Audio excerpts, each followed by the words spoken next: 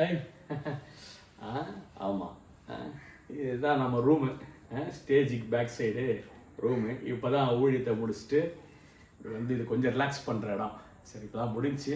So அந்த சந்தோஷத்தோடு உங்களுக்கு ஒன்று போட்டுடலான்னு. என்ன பாருங்கள், ரொம்ப சந்தோஷமாக இன்றைக்கி ஊழியம் அவ்வளோ சந்தோஷமாக, அவ்வளோ என்ஜாய்ஃபுல்லாக அழகாக இருந்துச்சு. எப்போவுமே எனக்கு ஊழியம் செய்யணும்னா ரொம்ப பிடிக்கும்.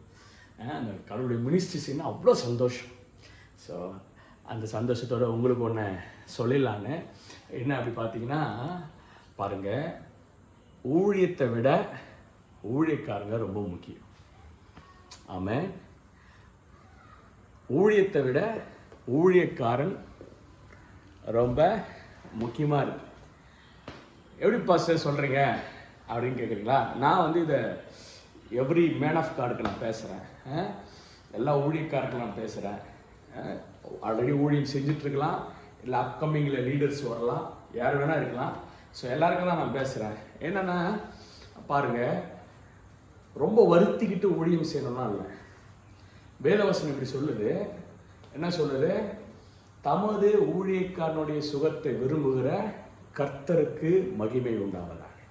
நம்முடைய சுகத்தை கர்த்தர் விரும்புகிறார். ஆமென். நம்ம ஆரோக்கியத்தை கடவுள் விரும்புகிறாரு. நம்மளுடைய சந்தோஷத்தை கடவுள் விரும்புகிறாரு. ஆமென். நம்மளுடைய பொருளாதாரத்தை கடவுள் விரும்புகிறாரு. இதெல்லாம் நமக்கு இருக்கணும். சந்தோஷமாக ஊழியம் செய்யும். வருத்திக்கிட்டு கஷ்டத்தில் அப்படி போய் ஊழியம் செய்யணும் அவசியம் இல்லை. ஆமென். நீங்கள் ரொம்ப முக்கியம். உங்கள் சந்தோஷம் ரொம்ப முக்கியம், உங்கள் ஆரோக்கியம் ரொம்ப முக்கியம், உங்கள் ஹெல்த் ரொம்ப முக்கியம், உங்கள் பொருளாதாரம் ரொம்ப முக்கியம். எதுலேயும் ஸ்ட்ரகிள் இருக்கக்கூடாது. கடவுள் அதை விரும்புகிறார். ஆமாம், நீங்கள் செய்யுங்க. நீங்கள் ரொம்ப முக்கியம். ஆமாம், நீங்கள் ரொம்ப முக்கியம். உங்கள் மேலே நீங்கள் கவலைப்படுங்க. கடவுள் பெரிய காரியம் செய்வார். God bless.